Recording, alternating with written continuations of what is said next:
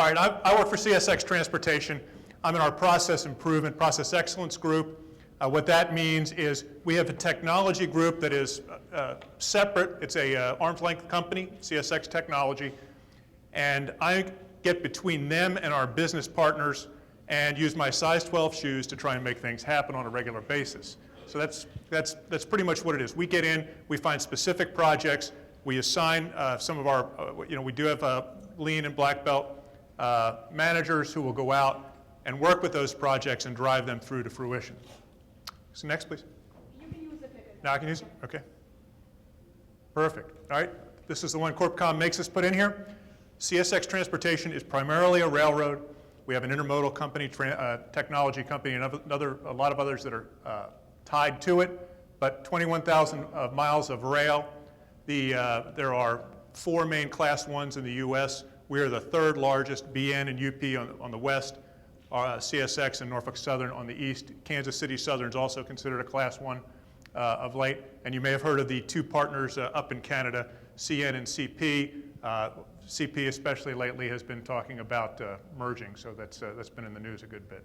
But I'll talk about that one offline if you want to. Here's a slide I've used a number of times before to open. Just kind of, I'm going to talk about a little bit of our strategy, kind of move towards the areas that we're working in, and then drive down to a single, relatively small, compact project that we're working on that where I'll talk about the cost benefits and things like that to say how we're selling these things to our management. So we have an aging infrastructure. The railroads, like a lot of other things, haven't put for one of the easy ways to save money in the down years is to not invest capital. Fortunately, over the last few years, the company and the board have put capital in, so we're getting better, we're improving. They've given money to our EAM strategy so that we understand the condition of our assets out there. And we are, the entire industry out there, rail, and this also speaks to industry in general. There's infrastructure is aging. Innovation and technology are all around us, and we don't know which way to go right now. We have a lot of safety concerns. Regulatory issues continue to grow. Everybody's worried about growth, obviously. Got to grow to stay alive. And when I've used this, the one change I made to the slide today is I put that question mark up there. Because the economic recovery over the past couple of years we've been moving along. Right now, that adds one more thing into the mix that we need to solve because the economy right now, at least for the rails and for the transportation industry, is heading down. So we've got this environment out there, volatile, uncertain, complex, and it's difficult structurally to get our arms around. So you'll see this again. We need to move towards intelligent, interconnected, instrumented, and in order to get optimized, we need to pull those together, all right, to get to that smart equipment, smart enterprise asset view of the world. Okay. So here, the gold M's, IBM provides the gold of Maximo for us. I'll give a plug, Dave, how's that? All right, so we have Maximo in our locomotives, signal and communication, and buildings. There's a few large areas that we don't. This is a number of assets on the left in thousands, replacement value in billions on the bottom.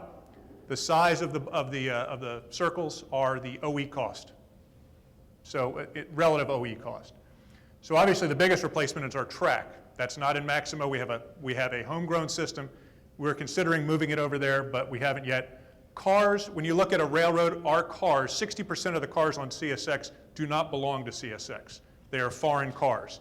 Things like tank cars that you've seen all over CNN in the last few years, railroads don't own them. They're private cars. So there's a whole system that the railroads share of car billing, making that a very difficult asset management problem. So we haven't gone there. But locomotives, signals and communications, and buildings we have. Structures are bridges, tunnels, culverts, those kinds of things. They're not the buildings, facilities, and that is part of the track piece. What I'm going to talk about as I drill down, I mentioned it was a small one. See the O in joint facilities? We're going to talk a little bit about work equipment. Okay, that's the on-track equipment that fixes the track structure. That O is about the size of the ball for work equipment in the thing. So even if it's not one of your biggest assets, You really need to concentrate on all of your assets and understanding them, because there's money in all of them. So as I look at work equipment, you see all the little red spots on there. What the work equipment does is it goes out and it replaces ties, replaces rails. There's different teams that go out and do this. And they're basically moving assembly lines. Our tie teams are the biggest, with about 35 pieces of equipment and about 65 men on each of them. And they will go to one spot. It would be great if you could go and start down in Alabama and just go straight up a line. The problem is you can't run trains if you do that. So you have to do a little bit here, then move over here so they can clear the congestion, then move here and go all around. So they're throughout the eastern coast. We start down south, obviously, in January. We work up north and then head back down as the winter comes. We have about 3,500 individual machines, everything from a Tamper to a backhoe. A Tamper, which is one of the, I'll show you a picture of, is $1 million roughly for the big ones. They're above 500,000, but they're pretty good sized pieces of equipment. There were those system production teams that go around. Also spread around this are the division teams that are there all the time, and there's individual pieces of equipment that are there that stay pretty much within a geographic area, but they could be here or there, wherever, all right? There are 26 managers that work to maintain them and 298 union employees. All of those, we have about 3,500 engineering employees out there that also use all of this equipment. So these are the people that maintain it. The issue is the operators operate it and do some of the basic maintenance. Capital rebuild, you can see, is about $45 million. We have a factory and a plant in Richmond, Virginia, and there's the OE and replacement costs. That's what a Tamper looks like. So what it does, basically, is if every one of these pieces of equipment has a diesel engine, a major hydraulic system.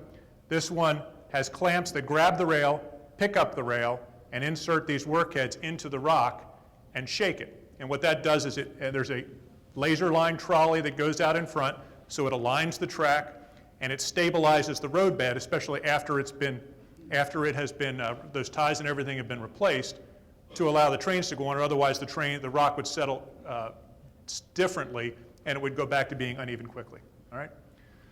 So why do I want to look at work equipment? You saw it's a really small, it's that O on the joint facilities.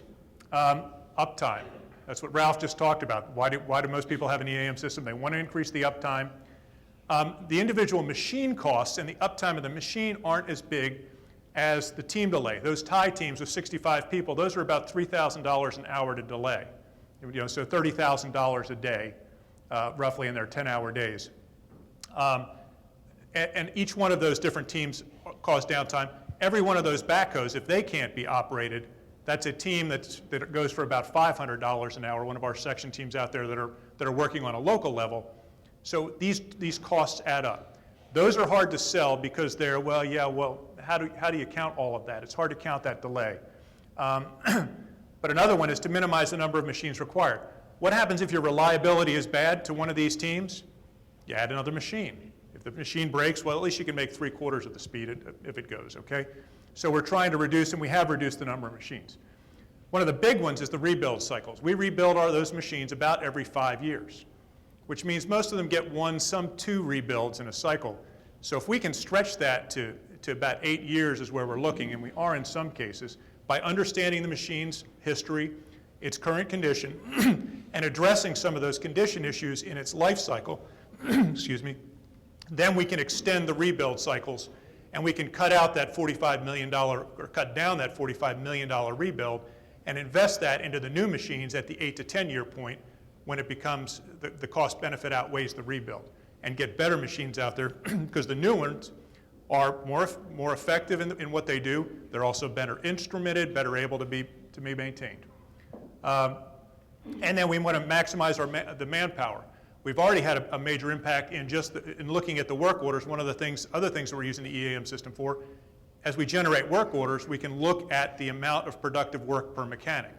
And we've been able to cut off a number of mechanics and reduce headcount by the fact that we're increasing the longevity of the machines, increasing the mean time between failure, reducing the requirement for maintenance costs.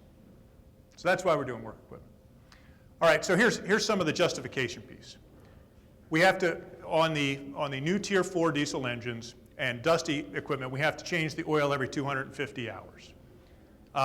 So what do? We change it every 250 hours anyway.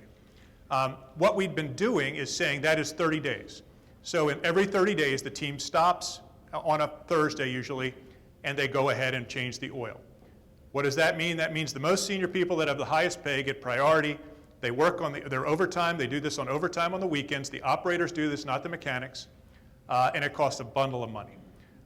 So what we did is we used the EAM, used Maximo, looked at that timing in the engine hours based on manual entries, and we were able to get them to go to a 45-day interval just based on those studies. But they wouldn't go to the real 60-day interval, which is what a study has shown, because we didn't have good data, and they weren't sure we'd be within OEM requirements. So of the $2.3 million annual savings in that overtime expense and lube oil and filters for all these machines, we've still got $1 million sitting out there. So what's the poor process improvement guy going to do to get his full $1 million and get credit so that he doesn't get fired? He's going to look at the way we manage the assets. Again, we've got to get intelligent, interconnected, and instrumented to optimize. All right? So the problems we have is they're putting in the engine hours manually. They're making mistakes. We have issues. They've got to make the number. They want to make it look good. So those manual entries may not be quite correct. You can't trust them. And if people aren't trusting the data upstairs, they're going to go to 45 days instead of their 60 days that we want to go to. So we have to automate. To automate, we have to have connectivity. Remember that chart with the US and those little red spots all over there? There's a lot of places that are widely dispersed. We don't have cell in all of those spaces. If you go out in the mountains of West Virginia and Kentucky, you will not get cell signal, even if you're on Verizon and they've got all those little balls rolling down the slope. Trust me. And the dispersed assets, because you can't concentrate them in a plant, you can do a mesh network, you can do a lot of things to get connectivity. For us, the spread of these machines, they can be several miles apart when they're running that moving assembly line. To get that input, we would need cell coverage throughout most of them. And at the $25, $35 a month, whatever the cost is, it gets high and kills the ROI. Also, if we're on the instrumented side, the OEM systems are great. Most of those Tampers, those big machines, they have systems that can be instrumented very easily. They will gladly charge you out of the you-know-what to pay for those, to bring that data to you, but they will not release it to you without going through their systems. So we've got to find a way to go around that. They're super expensive. So if you can't justify the 3 I's, you can't get to the optimized piece. So here's what we did. There's a lot of IoT solutions out there, but you've got to get to the internet. And my problem is I can't pay for the connectivity. Again, locomotives, yes, I can pay for the connectivity all day, but I've got that $1 million benefit sitting out there, so what am I going to do? So the OEM solution on instrumentation is $2,000, $2,500, and a lot of that's come down because we've shown them this other solution, so they're all of a sudden coming down in price. It works well. And remember, the railroads seem big, but the number of suppliers for railroads is it's a very small market. So there really is no volume in the railroad market as far as the suppliers are concerned. They really have got us captive from that point of view. So what we went out and looked at, what we really need, we said, okay, this is not a locomotive. We don't need to know everything about it. We need to know the runtime so I can get the money out of that preventive maintenance scheduling. And I need to have some other measures on certain machines. For the Tamper, those workheads that go into the ground, if you count the number, you can, within 5%, they will fail based on the number of insertions. So we want to measure the number of insertions of those workheads. And so we also need a communication hub that's able to store data for a while because we may be out of communication range for a while. So those are the things that we went out looking for. Those communication costs I mentioned, to have that cell on there, to have connectivity. If you have cell connectivity is a problem. And the cost to equip the machines, the numbers don't match here because we're looking at not having to install a cellular hub on every one of the machines, was about $750K, with a communication about a $500K year recurring to do about half the machines. Again, round numbers. So I couldn't justify the expense when they showed that 45 days, okay? So what we ended up doing is we put it on the shelf. All of a sudden, the government said, thou shalt have CDL, commercial driver logbooks, electronics.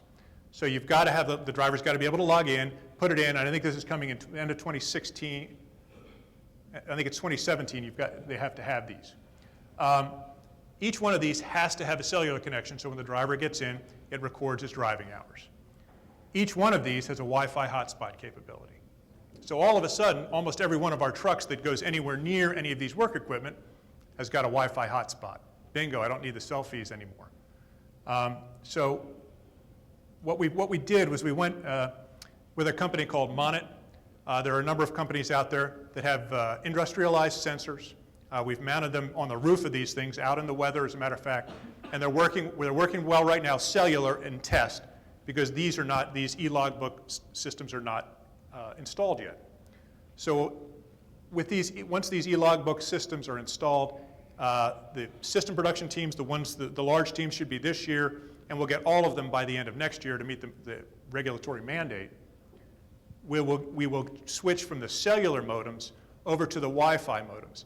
Each of these modems will hold 20,000 records. So the activity timers that give us the clock on the runtime, they measure runtime, and when it turns on, they start counting. When it turns off, they stop counting and send. So that's really only one record. So that can go for a long time. The insertions, every time those Tamper workheads go in, that's a lot more, but 20,000 is a long time. And sometime within that period, they'll be within cell service, and the two of them will link up and pass that information back. So that's given us the cellular, the connection. Right now we have it on trial. Those are the devices. They're relatively small. I mean, you can see the AC charger right there. You know how big an outlet is. So they're not big. The Wi-Fi is about the same size, and those are the two sensors. So, so we've got a sensor package we can afford. We have communications that we've got anyway, and we are right now they're exporting it in Excel and downloading it into Maximo. We're investigating putting it behind the firewall, which would be additional cost. But at least it's a way to get to the internet, get the information, generate automated work orders. Right now, they just say they did it in 30 or 45 days, whatever. Now we'll generate an automated work order from Maximo out to the mechanics that'll trigger that, and trigger a response from somebody with that accountability saying, yes, it was done. One more slide. PTC, everybody heard of positive train control? Okay, it's been in the news a little bit. It was extended to 2018. CSX has said we're not going to get there till 2020, so I'll throw that one out there. Not going to talk about that one today, that's for sure. The functionality is throughout the network, but again, we're putting those communication paths on trains. Every one of those little lights you see, the wayside signals, every switch that's got to be controlled from the dispatch center, all of those pull back with connectivity to the central office for our dispatch systems in Jacksonville. So we've got this requirement that is a couple of $2 billion of company capital over the past few years and coming forward. But with it, a huge communication capability that we're investigating and looking at other ways to use it. First, it's being reserved for PTC because you've got to make that work, and it's a vital system. You know, it's a safety system. But beyond that, what's the bandwidth? How do you get on it? That's the end. And I picked up an IBM slide for the thank you, Dave.